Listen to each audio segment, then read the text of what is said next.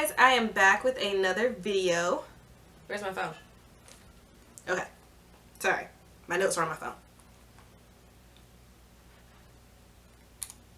Let me find them first. First of all, let me tell you guys the difference between, yes, I have my handy booklet. Let me tell you guys the difference between formal rush and intake. Formal rush, well, let me give you, should I give you my version or should I give you like the definition? Do they have a definition? Okay, they do. Okay, so formal rush, also known as recruitment, is defined, and I quote, as the process where NPHC sororities and NIC fraternities get new members. Potential new members have the opportunity to interact with all participating organizations and learn more about fraternity and sorority life. Okay, that's recruitment.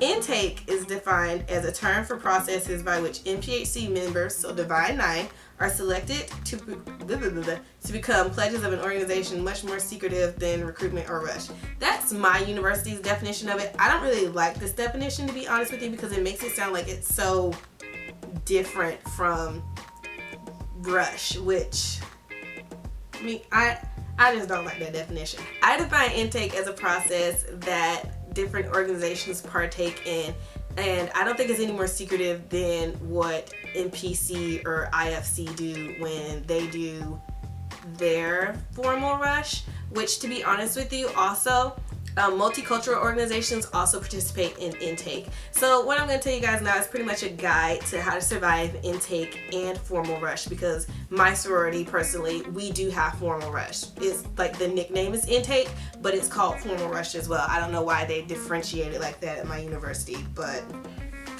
I didn't write this book. Anyways, let's get down to it.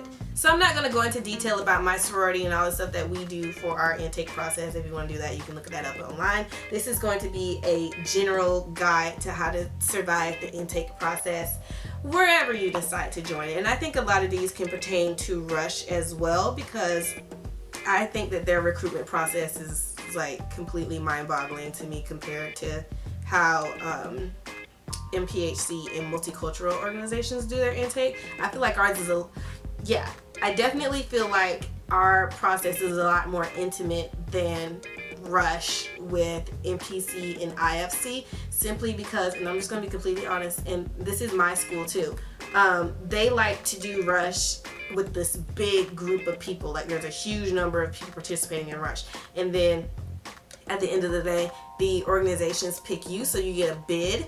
And the bid is basically that organization picking you, versus intake or formal rush, where you decide what organization you want to go to and you pursue that organization. So it's a little different, the way that we do stuff, but I'm not going to dwell on them. I'm going to talk about how to survive intake. So the first thing that I would recommend doing, if I haven't said this enough, it would be to do your research. It is so important to learn everything that you could possibly learn about the organization that you want to join, because you're proving how dedicated you are and how committed you are to being a part of that organization.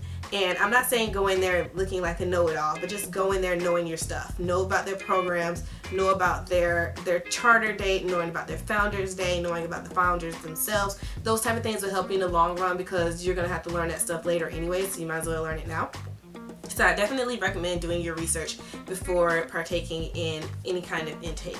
Now, once you've done that, and I think some organizations actually require you to attend intake orientation, which I mentioned that in my last video, which I will also link below. But intake orientation is basically like, it's kind of like a class that you take, for us anyways. It's kind of like a class that you take. It's done probably every semester, where you learn about organizations as a whole, basic information about them, future events, and you get to know the actual people on campus. So that's also part of doing your research. In regards to that, when you're in intake, if you're participating in intake, I think it is super duper important for you to always look the part. Every sorority and fraternity has a dress code. They might even have dress up days, and you should make sure that 100% all the time you're always on top of your game. Like, you should be looking decked out from top to bottom, hair done, wearing the appropriate shirts, wearing the appropriate dresses, skirts, tops, bottoms, pants, suits, whatever, like whatever they require you to wear during intake. I would definitely recommend following those rules to a T, because that just shows that you're not only good at following directions, but you have a sense of style. The third thing I would recommend is to always ask questions. If something doesn't make sense to you, or if you have follow-up questions, I can't think of an example, but basically if something doesn't make sense to you and you're concerned about it, ask questions. A lot of times when people have informal rush, that's like the best time for you to ask those kinds of questions. I'm not talking about hazing or anything like that, because hazing is 100% illegal in the state of South Carolina, and if you're caught hazing, you will go to jail or worse. So we're not even going to touch that subject. You guys should already know that.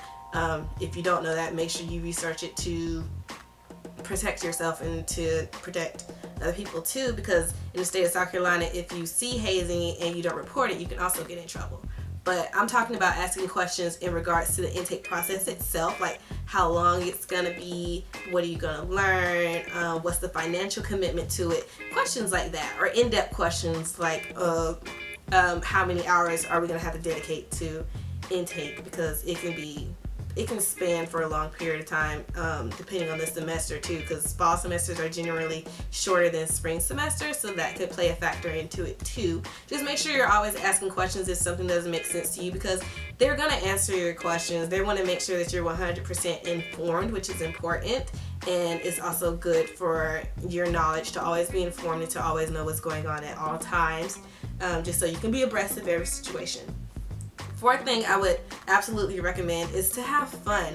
This is supposed to be like the most exciting time of your life joining an organization, especially if it's an organization that you want to join for a really, really long time. I was really excited when I did intake, because I just knew that it was something that I wanted to do. I was excited about the girls coming in with me, and it was a sorority that I was going to be a part of for the rest of my life. So I was super duper excited the entire time. There were some times where it was a headache and stressful, because you are doing classes while you're participating in intake, like they coincide together. So if you have an exam one day and then you have meetings the other day, or in the same day, you're gonna have to allocate your time and really like prioritize your time and your days. So in the midst of all that, just make sure you're having fun while you're doing it, because at the end of the day, you want to look back and see that it was actually worth it.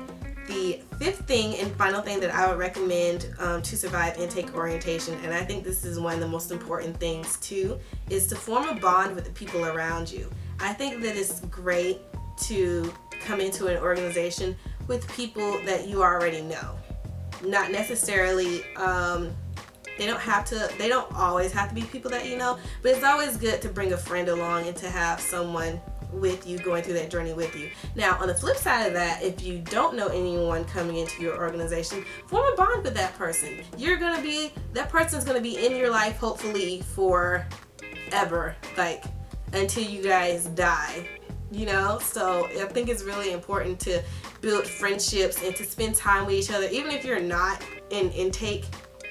Of course, if you're in intake, you're going to see that person all the time. But outside of intake, I would definitely recommend doing some bonding, doing some activities together, and spending time with each other and just getting to know those people, because at the end of the day, those are the people that you're going to rely on before you rely on the people who came in before you. Like, the first thing that you're going to do is go to your sister who pledged the same organization at the same time as you before you go to an older sister who has like better things to do. I'm just kidding. But you're going to lean on that person throughout your entire intake process. So you're going to be upset. You're going to have stressful situations. You're going to have to learn how to crunch. You're going to have crunch time for sure. And you're going to have to just figure out how it all works. And there's nothing more fun than having someone figure out that stuff with you. And then that creates good memories too, because you can look back on that time where you guys pledged together, and you'll have those memories to build upon later on in the future. So I think that's really, really great. So that concludes my 5 things in order to survive intake orientation. If you guys have any questions, as always, don't forget to put them in the comment box below and I will respond as soon as possible. If you guys like this video, give me a thumbs up. If you guys want to see more sorority videos, please let me know. I enjoy doing them. I know there are a lot of videos about my organization in particular, nor are there a lot of information about intake and the intake process because it is very different from what's it called? NPHC rush. It is totally different from that. The concepts are usually the same, but just the way that we do things is different too. So if you guys have any questions, please don't hesitate to ask me. And if you like this video, give me a thumbs up, and I'll see you guys in my next one. Bye.